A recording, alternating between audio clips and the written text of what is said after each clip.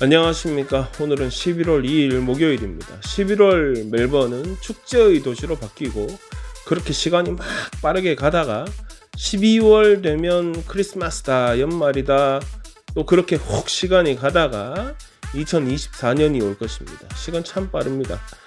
처음 제 영상 보는 분들은 구독 한 번만, 두 번 말고 한 번만 눌러주시고, 이미 구독 중인 분들은 주변의 친한 분들하고 또 뭐 서먹한 분들한테도 공유 좀 부탁드리겠습니다. 영연방 게임 취소에 대한 조사가 계속 이어지고 있는 가운데, 여튼 제가 봐서는 이거 현재 자신타 알란 총리가 자리 떠날 때까지 계속 이어질 이슈인데, 빅토리아 주정부가 영연방 게임 개최를 위하여 이미 소모한 혈세 중에 11밀리언 달러가 경기위원회의 급여로 지급되었다는 사실이 밝혀졌습니다. 여기에는 위원회 소속 11명 위원에게 지급된 돈이 있는데, 가장 적게 받은 사람이 30만 불 받아갔다고 하고, 위원회 의장을 맡았던 제로인 웨이머, 이 양반이 예전에 코비드 대응 사령관 노릇했던 사람입니다. 코비드가 끝나면서 할 일이 없게 되니까 인력 돌려막기 컨셉으로 영연방 게임 맡았었지요. 여튼 이 양반은 50만 불 넘게 급여로 받아갔다고 합니다. 위원회가 지들 나름의 일은 했겠지만 지들도 취소될지는 몰랐을 테니까 여기저기 회의도 하고 했겠지만, 그래도 취소된 영연방 게임 위원회에 지급된 급여치고는 돈이 너무 크다 보니까 여론의 비난을 피하기는 어렵습니다. 지난 회계 연도 중에 영연방 게임을 위해 소모된 혈세가 21.6밀리언 달러라는데, 그 중에 11밀리언 달러의 용처가 확인된 것입니다. 좀 다른 이야기인데, 언제부터인지는 모르겠으나 주정부가 작성한 각종 보고서들을 주의회에 한 방에 제출하는 이른바 덤프데이가 바로 어제였습니다. 작년에는 크리스마스 닷새 전에 총 265개의 정부 보고서를 의회에 던져줌으로 해서 야당이 살펴보는 것 자체를 아예 방해를 해버렸는데, 올해는 어제를 덤프데이로 정하고 총 244개의 정부 보고서를 던져준 겁니다. 정부 보고서를 제출 안 하면 그것도 문제지만, 이런 식으로 하는 거는 제출했다기보다 좀 매기는 거 아닌가 싶습니다. 존 페슈토 야당 대표는 행정부의 이런 행위는 자신들의 업무에 대한 의회의 견제 권리를 원천적으로 방해해보자, 이런 심산이 있는 것이다 꼬집으며, 그 외에 다른 또 문제가 될 만한 40여 개의 보고서는 아예 던져주지도 않고 감추고 있다, 이렇게 폭로하였습니다. 아까 제가 말한 11밀리언 달러 위원회에 급여 준다고 쓴 혈세 낭비 내용도 이렇게 던져진 보고서 중 한 군데에서 찾아진 내용이라고 합니다. 걸리면 다른 핑계 대고, 의회가 바빠서 뭘 못 찾아내면 그냥 넘어가는 거고, 일단 보고서 작성해서 제출한 거니까 그거 뭐라 할 수는 없고, 여러모로 정부 입장에서는 할 일은 하고 어물쩍 넘어가는 꽤 괜찮은 전략이다, 이런 말인데, 여기서 제가 하고 싶은 말은 고여있던 고인물이 똥물이 되었다. 오늘 계속 빅토리아 주정부에 대해서 이야기를 하게 되는데, 이전 다니엘 정부 최대 핵심 사업 중에 하나인 외곽순환철도공사, 이 공사는 총리가 바뀌어도 여전히 핵심 사업 중의 하나입니다. 솔직히 이게 지금 발 빼기에는 너무 깊숙하게 발을 들여놔 가지고 발 빼야 되겠다 싶어도 못 빼는 상황이긴 할 겁니다. 여튼 중국인 밀집 지역, 한국 사람들도 꽤 많이 살죠. 멜번의 폭스힐에서는 한창 철도공사와 주변 시설 정비공사, 역사 마련을 위한 공사, 이거저거 공사, 길 여기저기 막고 난리 공사가 한창 진행되고 있습니다. 공사가 원활하게 진행되려면 현장에 있는 기존 건물들 정부가 매입하는 절차가 당연히 있어야 할 텐데, 마침 현장에 아파트 한 동 이게 딱 걸려 있어가지고 도면에 딱 들어와 있어가지고 정부는 매입을 하면서 여기 거주하고 있던 주민들을 지난 9월 달에 퇴거 조치하였습니다. 그러면 멀쩡히 살고 있던 사람을 정부가 하는 공사를 위해서 나가라고 시켰으니까 아파트 주민들한테 웃돈은 못 줄지언정 제값은 치러주고 그래야 할 텐데, 그리고 이 절차가 뭐 이루어지려면 진짜 신속히 이루어져야 그나마 주민들 피해를 최소화할 텐데 현재까지 주정부는 아무것도 하지 않고 있다고 합니다. 뭐 담당 장관이 사과는 했습니다. 뭐 취재하니까 사과는 했습니다. 이번 일로 고생을 하고 있는 분들에게 사과드립니다. 뭐 이러고 했습니다. 그러고 끝. 뭐 얼마를 줄게, 언제 줄게 이런 말이 뭐 있어야 되지 않겠습니까? 현재까지 정부는 어떤 오퍼도 없이 오퍼 주는 이 조치를 4차례나 연기하고 있습니다.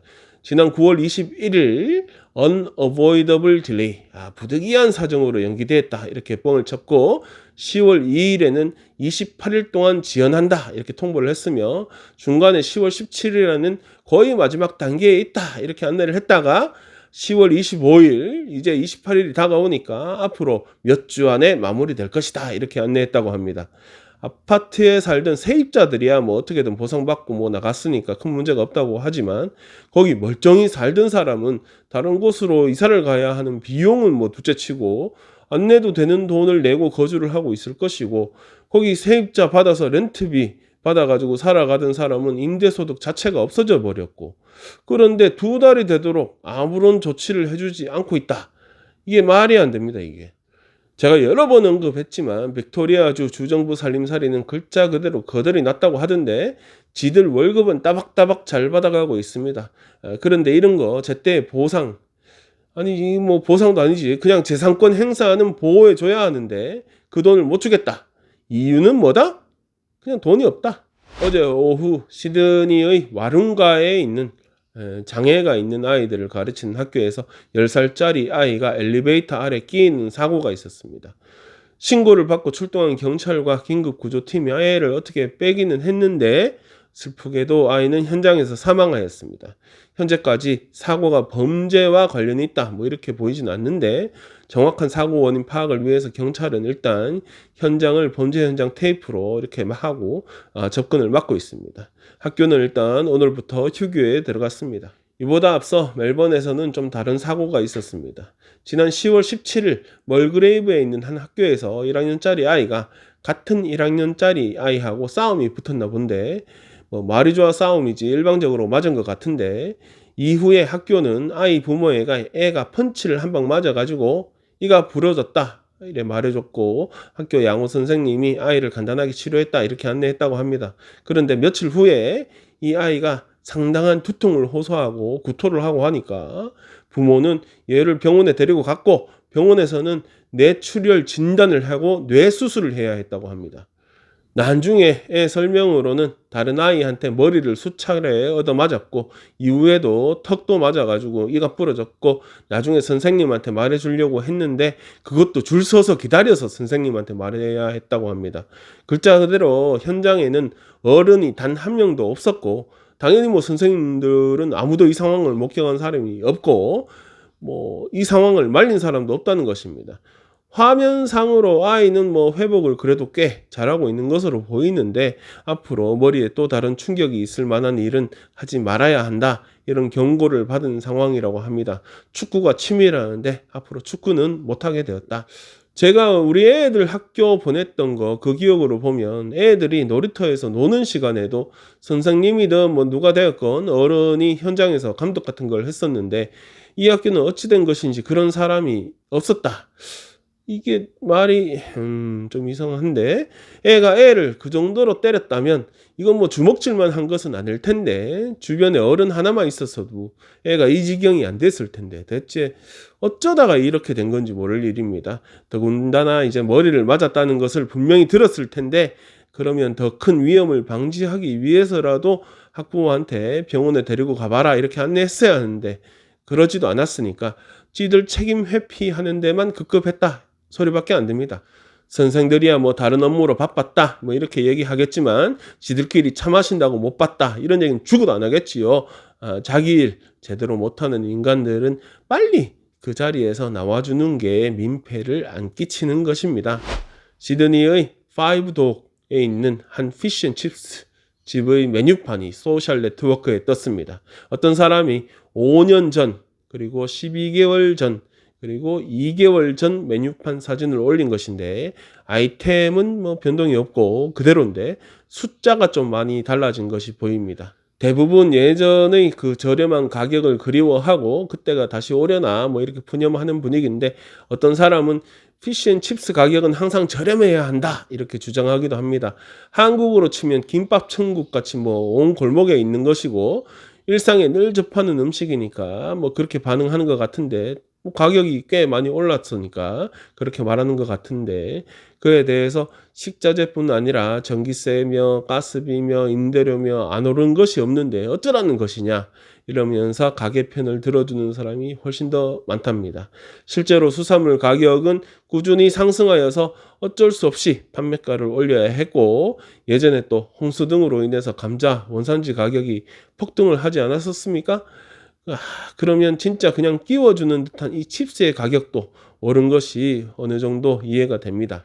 메뉴판이 뭐 워낙 빼곡해서 보기는 좀 힘들었는데, 그래도 하나 픽해서 보자면 패밀리팩 그 5년 전에는 68불, 1년 전에는 79불, 그리고 2개월 전에는 90불이 되었습니다. 생선튀김 4쪼가리, 오징어링 10개, 맛살튀김 4개, 새우튀김 4개, 감자튀김 이거 뭐 중간 사이즈, 큰 사이즈 주겠다. 큰 거 하나, 샐러드 하나, 드링크 이거 뭐 캔 하나 줄라나?